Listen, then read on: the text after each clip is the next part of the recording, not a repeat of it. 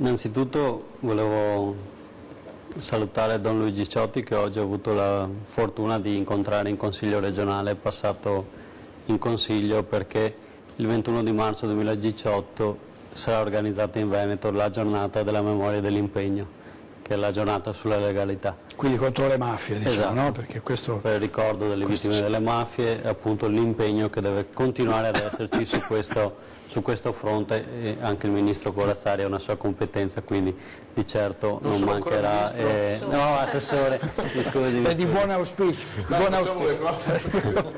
Quindi, e quando Don Luigi Ciotti terminava nel servizio dicendo fa parte della nostra storia l'immigrazione, non lo diceva per sentito dire, perché lui da Pieve di Cadore è stato costretto a trasferirsi con la famiglia a Torino per motivi economici, perché a quel tempo non trovavano lavoro, non c'era abbastanza da vivere. Posso insomma. dire,